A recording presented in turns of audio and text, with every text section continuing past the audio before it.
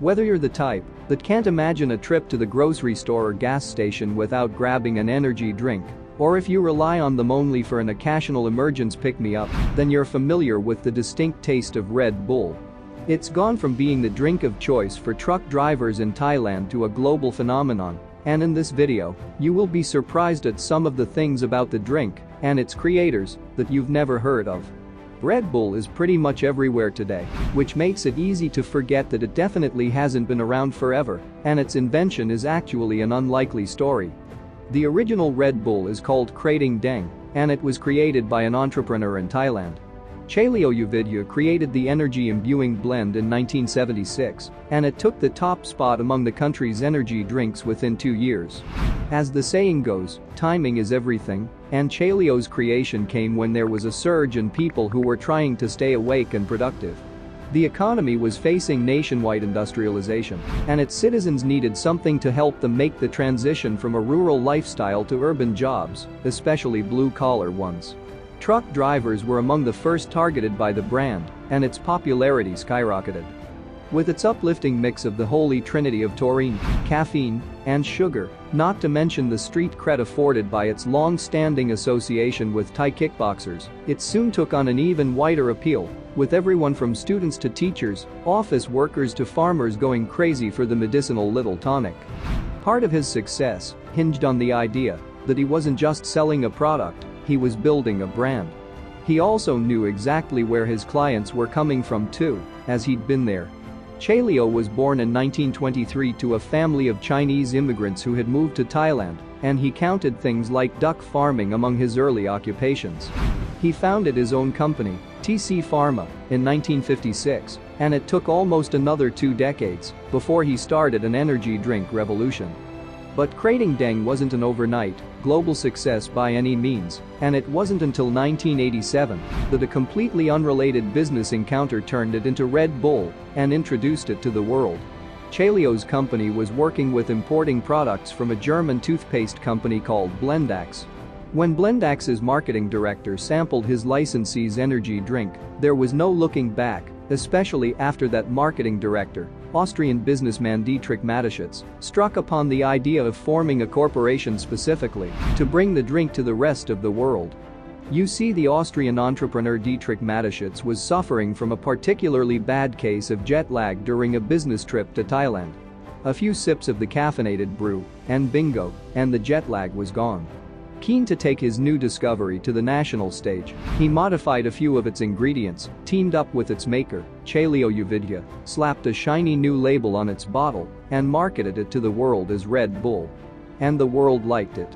Liked it so much, in fact, that it was soon holding the lion's share of all energy drinks sold. After a bit of tweaking and translation that took a whopping 3 years to get just right, they started testing in the Austrian market first. 15 years later, the company was enjoying $1.3 billion in annual sales, all built on the shoulders of someone who had started out in the business of selling toothpaste. But it wasn't all that straightforward. In the East, this type of product was sold in pharmacies. The Austrian authorities, frightened by the risk of possible addiction due to the caffeine and taurine content, imposed the passing of numerous scientific tests. The marketing of Red Bull in Austria was only possible after 3 years. In 1987. Another problem was the taste, which had to be westernized. Just think that the Oriental energy drinks were free of carbon dioxide, it was more like cough syrup than a soft drink. A differentiating aspect and certainly decisive for the success of Red Bull is certainly the logo, 2 Red Bulls that are gourd. It was created by an old friend of Mateschitz, owner of an advertising agency, who after agreeing to be paid on delivery, was refused about 50 proposals before proposing the logo we all know and the famous slogan, "Wings." But not everyone agreed to be paid on delivery, and Mateschitz received numerous rejections from Austrian bottlers who were not interested in what appeared to be a doomed project. Fortunately, Rauch, the largest producer of soft drink containers in Austria, trusted the project and gave life to the thin blue and silver can, famous all over the world and fundamental to the success of Red Bull, a unique container for a revolutionary product. But it doesn't stop there, because once the chrome cans were produced, nobody wanted to know about selling the cans, much less buying them. People didn't appreciate the taste, the name, and the Red Bull logo. The spread only started thanks to the clubbers, who noticed the revitalizing qualities of the drink and started promoting it at parties, straight or mixed with super alcoholic drinks. The first year of marketing, about 1 million cans with the Red Bull were sold. At the end of the third year, it was estimated that in the German market alone, 1 million cans a day were sold. The need had been created. It took a few years to create a real market, but today there are over 100 energy drinks in the West. But don't worry, because as Matashit says, when you like Rolex you want the original one, not the fake one in Taiwan. Introducing Red Bull to a global market wasn't a flawless simple process, and even if you're from one of the countries that never had a problem putting the original Red Bull on store shelves, you've probably heard the concerns over what it does to a person's brain and body. In 2004, France raised concerns about the levels of caffeine Red Bull contains and banned the import and sale of it completely. The ban was challenged on the grounds that it was interfering with the right to import products into the country, but based on a report from the European Court of Justice's Scientific Committee on Food that suggested more studies were needed to completely assess any health risks, the ban was upheld. It wasn't until 2008 that the original unmodified version of Red Bull was allowed to be imported to and sold in France because continued testing couldn't find any evidence of the supposed health risks that had kept it out of the hands of French citizens until then.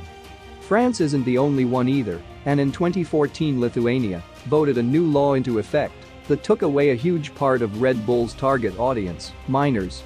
The law forbids the selling of any high-caffeine energy drink, not just Red Bull, to minors. Decades after Red Bull was made available to most of the world and years after even France had gotten on board, there are still studies being done on potential risks associated with energy drinks.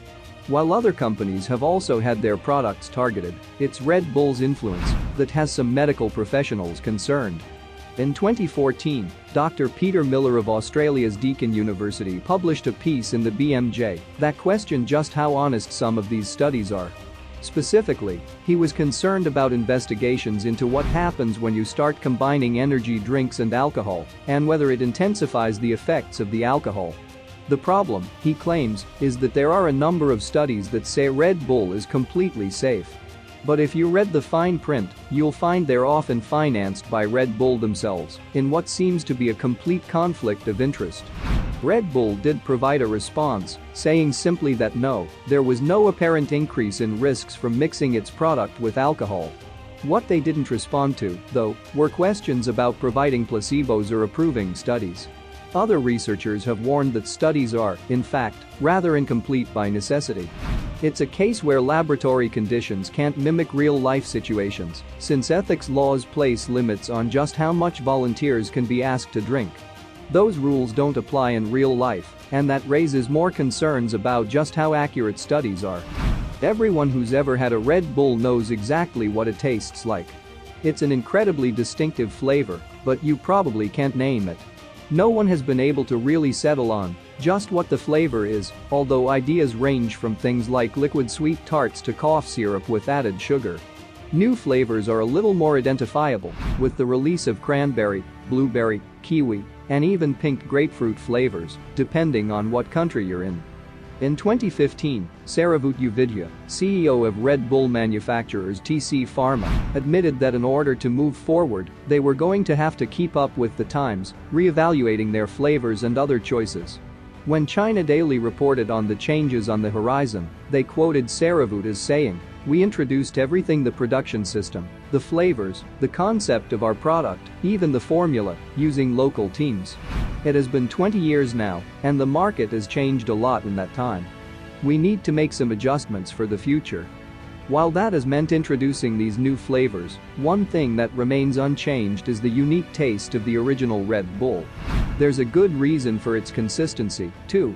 They've never outsourced their flavors, and TC Pharma remains the only producer of that magical, mysterious Red Bull flavor.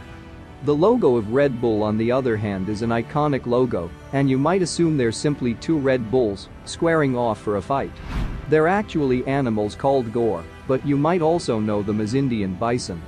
Since 1986, they've been on the IUCN Red List because of their declining population and their incredible creatures.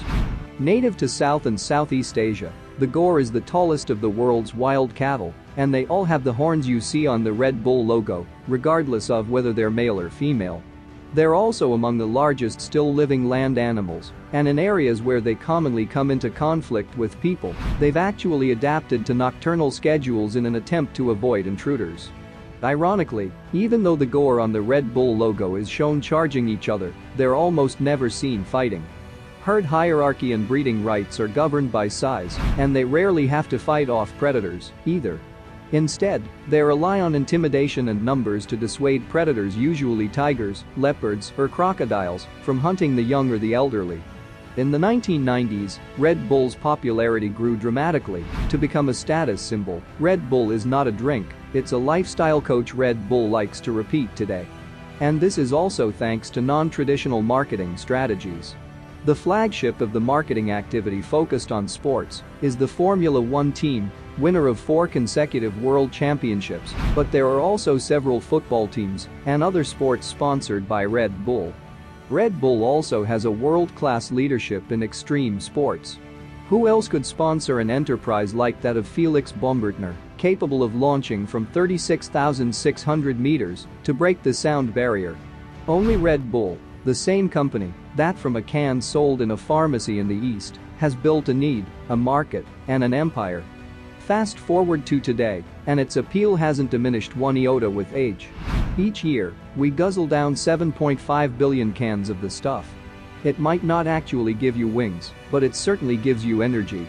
And with the 24/7 lifestyle most of us lead nowadays, who's going to say no to that? Behind the drink's success lies a strong brand image. The blue and silver cans are unmistakable, while the iconic red and gold fighting bulls stamped on their front have become as integral to the brand image as the caffeine content has to the drink. We hope you enjoyed this informative video. Don't forget to hit the like button and the bold red subscribe button to subscribe to our channel for more great videos like this one. Thanks so much for watching. See you next time.